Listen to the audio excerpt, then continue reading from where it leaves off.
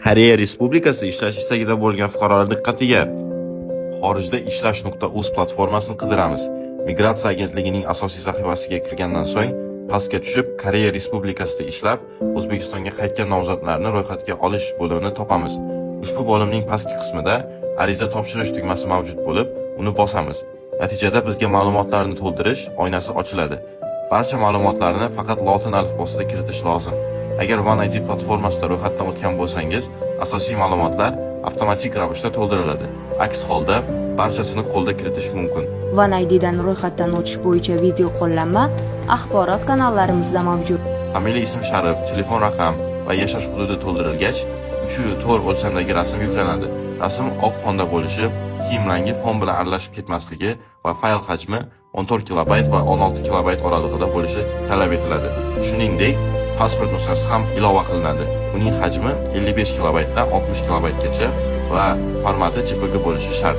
Ariza topshirish jarayonida qiziqish va malakaga mos kasbni tanlash imkoniyati mavjud. Ma'lumotlar kiritilgach, keyingisi tugmasini bosamiz. To'lov sahifasida invoice ma'lumotlari va to'lov kvitansiyasi taqdim etiladi.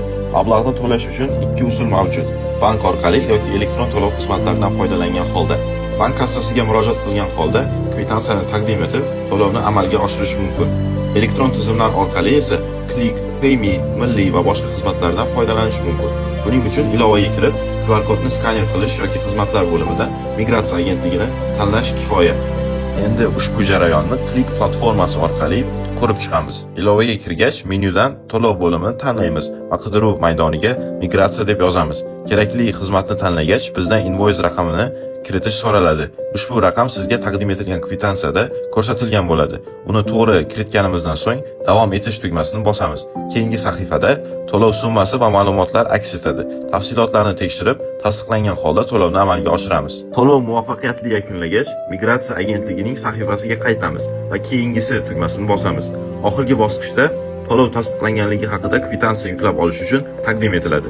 Uni yuklab olib, tanishib chiqdim va roziman belgisini tanlaymiz. So'ngra ro'yxatdan o'tish va tasdiqlash tugmasini bosib, jarayonni yakunlaymiz. Shu bilan ariza muvaffaqiyatli topshirilib, ekranda muvaffaqiyatli yuborildi degan tasdiqlovchi xabar paydo bo'ladi.